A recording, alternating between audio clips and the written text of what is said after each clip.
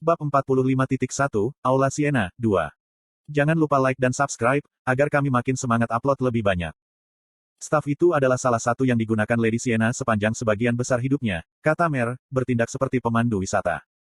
Witchcraft bukan satu-satunya barang di Aula Siena. Berbagai alat ajaib yang telah digunakan Siena selama hidupnya yang tidak dapat disimpan di rumahnya karena telah dibuka sebagai objek wisata disimpan di sini sebagai gantinya.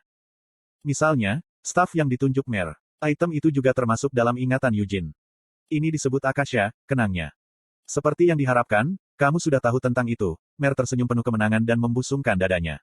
Ada sejenis pohon yang dikenal sebagai pohon peri, yang hanya tumbuh di hutan samar, tempat perlindungan para elf. Akasha, staf sihir paling kuat di dunia, dibuat dari akar pohon berusia 1000 tahun yang tumbuh di tengah hutan mereka. Suaranya, yang bergetar karena kegembiraan, benar-benar membuat Eugene merasa seperti sedang mendengarkan Siena. Siena secara pribadi telah menjelaskan asal-usul staf itu kepadanya sejak lama, dan seperti burung beo, dia terus mengulangi bualan itu setiap kali dia mabuk. Mer melanjutkan ceritanya, para elf percaya bahwa pohon kuno itu menyimpan arwah nenek moyang mereka dan bahwa akarnya menopang seluruh dunia.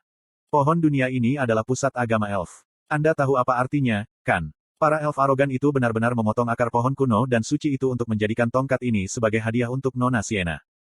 Siena bukan elf atau bahkan setengah elf. Meskipun dia adalah manusia, Siena sering dikaitkan dengan para elf. Di antara banyak rumor tentang di mana dia mungkin pergi ke pengasingan, beberapa berspekulasi bahwa dia mungkin telah berlindung di hutan samar, tempat perlindungan para elf. Siena tidak tahu siapa orang tuanya. Ketika dia masih bayi, dia ditinggalkan di hutan besar di ujung selatan benua, hutan samar. Biasanya, dia akan dimakan oleh monster atau binatang buas, tapi keberuntungan Siena bagus hari itu. Seorang elf yang kebetulan lewat tertarik pada tangisan bayi itu dan menyelamatkan Siena. Begitulah cara Siena dibawa ke hutan suci para elf, yang terletak di suatu tempat di jantung hutan itu. Para elf di sana tidak terlalu menyambut Siena. Namun, setelah mengetahui bahwa dia memiliki bakat magis yang luar biasa, mereka mengenalinya sebagai salah satu dari mereka dan mengajarinya keajaiban para elf. Saat Eugene menatap Akasha dengan mata kosong, Mer melanjutkan kuliah dengan suaranya yang bernada tinggi. Lady Siena adalah orang pertama yang memiliki tongkat yang terbuat dari akar pohon dunia.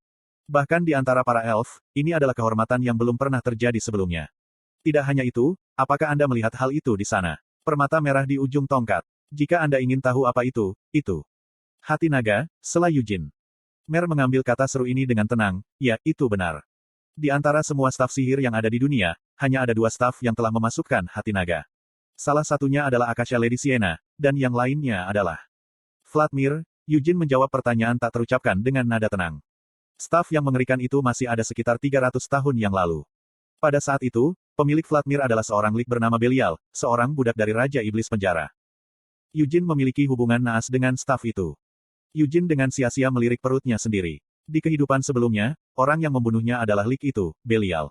Orang itu bertanggung jawab atas jebakan kuat yang dipasang di seluruh kastil Raja Iblis, dan kelompok mereka terus-menerus diganggu oleh jebakan itu tanpa sempat beristirahat. Selama waktu mereka di kastil itu, Hamel ditinggalkan dengan tubuh yang terancam mati setiap saat setelah sebuah lubang menembus dadanya. Sejak awal, kastil Raja Iblis Penjara begitu menyiksa sehingga tidak ada bandingannya dengan kastil Raja Iblis sebelumnya. Selain itu, semua binatang iblis dan orang-orang iblis yang menjaga kastil cukup kuat untuk menandingi salah satu budak Raja Iblis sebelumnya. Dan bahkan di antara para guardian yang kuat itu, ada 3 demon folk yang sangat kuat. Ketiganya masing-masing dikenal sebagai pedang penahanan, perisai, dan staf. Sementara mereka berada di tengah pertempuran perisai penahanan, Belial, staf, telah campur tangan. Di Castle of the Demon King of Incarceration, tidak mungkin untuk sepenuhnya menghilangkan efek dari ilmu hitam dan kutukan apapun yang diberikan kepada mereka oleh staf, bahkan dengan sihir suci Anise. Seseorang dibutuhkan untuk mendorong maju dan membuka jalan. Hamel telah mengajukan diri untuk peran itu. Meskipun Molon biasanya menjadi orang yang mengambil peran seperti itu, Hamel telah menolaknya dan bersikeras dia akan memimpin, sehingga membuka jalan mereka ke depan. Mustahil bagi mereka untuk menaklukkan kastil Raja Iblis Penjara tanpa ada yang mati. Jadi jika seseorang harus mati untuk itu, biarkan orang itu menjadi aku, dia bersikeras. Hamel kuat. Tapi dia tidak sekuat Vermont. Hamel itu tangguh. Tapi dia tidak sekuat Molon. Karena sangat menyadari fakta-fakta ini, dia telah memimpin. Sehingga bahkan jika dia mati, Molon akan ada di sana untuk menanggung pukulannya. Bahkan jika dia tidak bisa lagi bertarung, Vermont akan tetap berada di sana untuk terus bertarung. Setelah perisai penahanan dikalahkan, Hamel telah menderita begitu banyak luka sehingga dia sudah di ambang kematian. Baik kekuatan suci maupun sihir tidak dapat digunakan untuk menyembuhkan luka-lukanya. Kekuatan jahat dari kastil Raja Iblis dan kutukan lik membuat Hamel hampir mati. Dan begitu pertempuran dengan Belial, staf penahanan, berakhir, sebuah lubang besar telah menembus dada Hamel. Begitulah kehidupan sebelumnya telah berakhir. Hamel telah dibunuh oleh Belial dan Vladimir. Eugene benar-benar percaya bahwa Vladimir dihancurkan. Tepat sebelum dia meninggal, dia telah menyaksikan pilakteri Belial dihancurkan dan lik itu sendiri runtuh menjadi debu. Namun, Vladimir entah bagaimana tidak dihancurkan.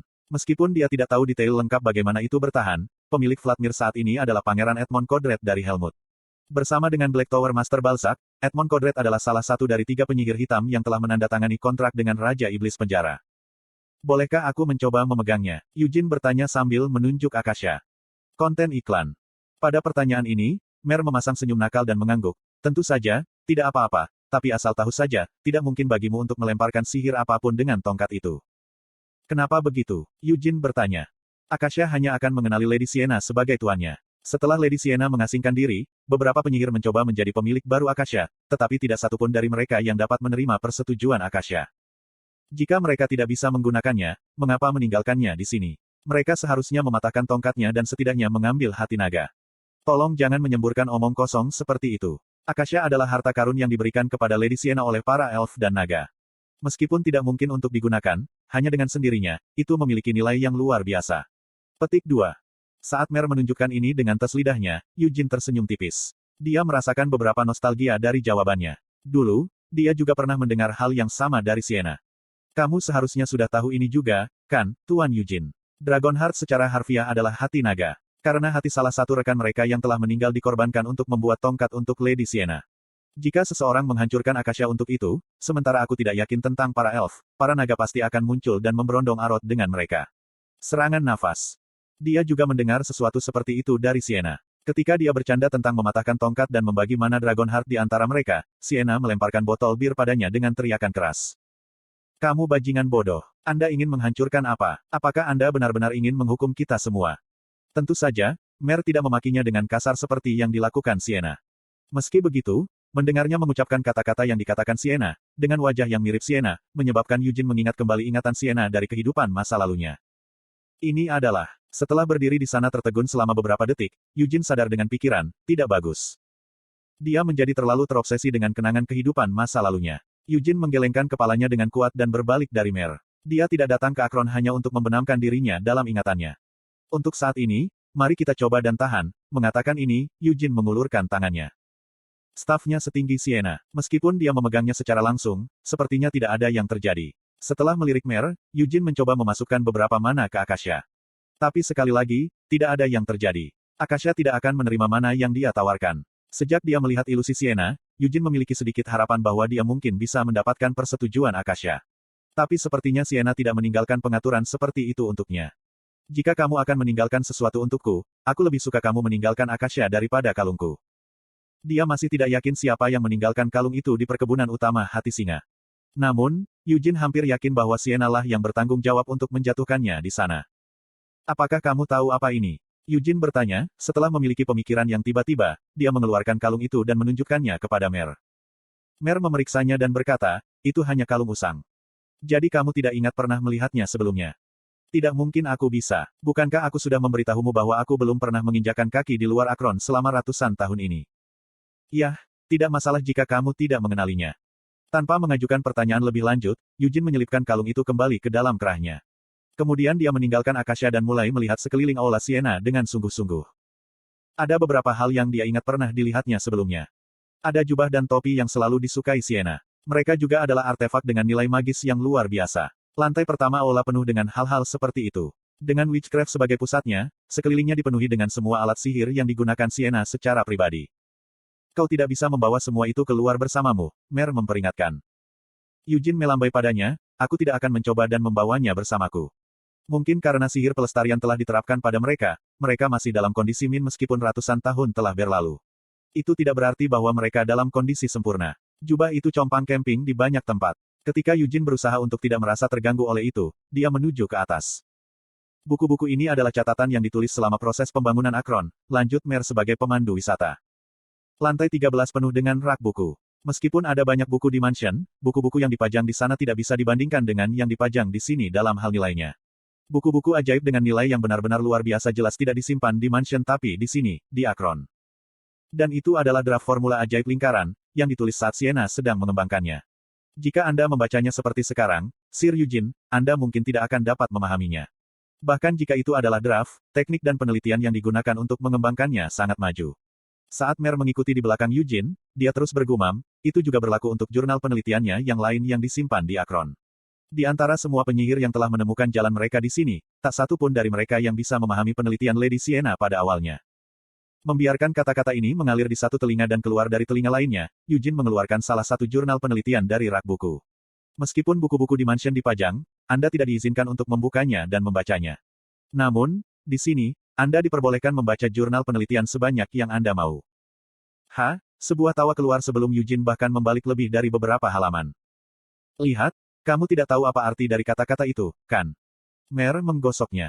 Kurasa begitu, Eugene mengakui sambil menyeringai ketika dia berbalik dari rak buku. Dia berpikir, tulisan tangannya masih seburuk biasanya.